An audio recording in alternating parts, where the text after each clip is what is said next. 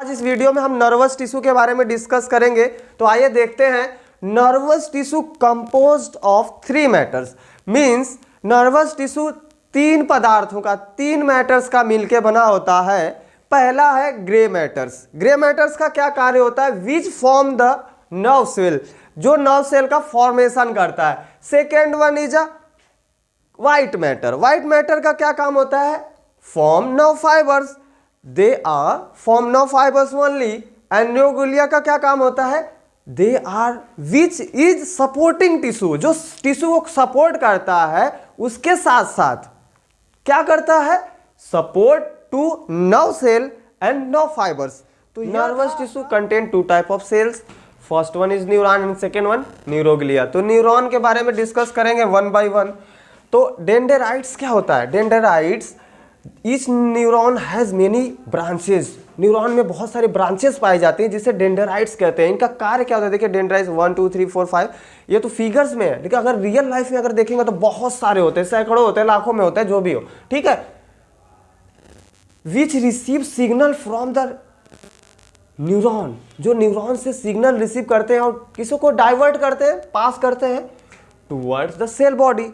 Cell body जो है, cell body को यहां से सिग्नल मिला, यहां पे ट्रांसफर कर दिया, ठीक है। ये जो बीच में केंद्र पाया जाता है उसे सेल न्यूक्लियस कहते हैं। अब उसके बाद आगे बढ़ेंगे तो यहाँ एक्सॉन है। एक्सॉन का क्या है? Main fibre which arise from body of nerve cell. यह नर्व सेल से जो अराइज हुआ दिख रहा हुआ हिस्सा है, जो पाइप के नुमा है, impulse passes through the axon. इसके थ्रू क्या हो, जो अभी यह सेल बॉडी तक आई, उसके बाद इंपल्स इसके थ्रू पास हो गई, ठीक है। इसलिए कहा है through the axon in one direction, एक ही डायरेक्शन में, एक ही दिशा में पास होगी, उसको कहते हैं कंडक्टिंग कंपोनेंट्स ऑफ न्यूरॉन, ठीक। अब आगे अभी 3rd नंबर में क्या है? अभी आप राउंडेड शेप का देख रहे हैं, उसको क्या कहते हैं? Myelin sheath. अब क्या काम है? Very long axon.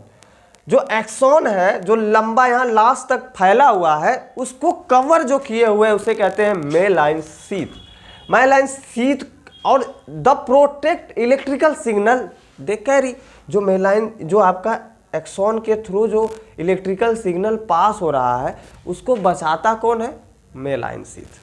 प्रोटेक्ट करता है उसे, एक लेयर बनाया हुआ है राउंड शेप का, जो फिगर में आपको दर्शा रहे हैं। उसके बाद क्या है?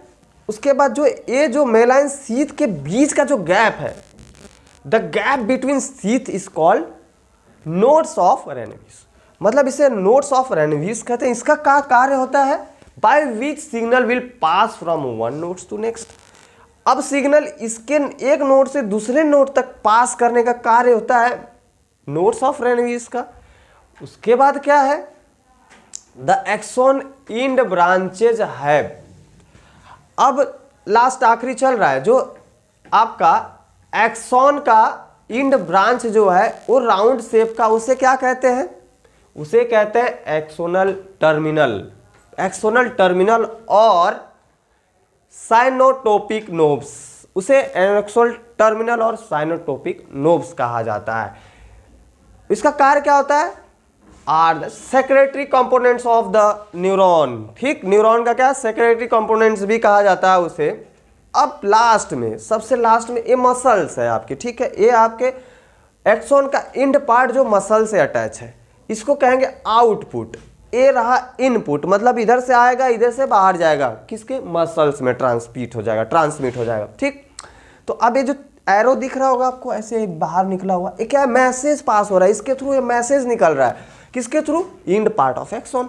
तो वो मैसेज कहाँ जाएगा? मसल्स को ट्रांसफर होता है, और उसके जरिए ही मसल्स का कॉन्ट्रैक्ट और रिलैक्सेशन प्रक्रिया चालू होती है। तो यह जो है एक साइकिल रूप में चलते रहता है।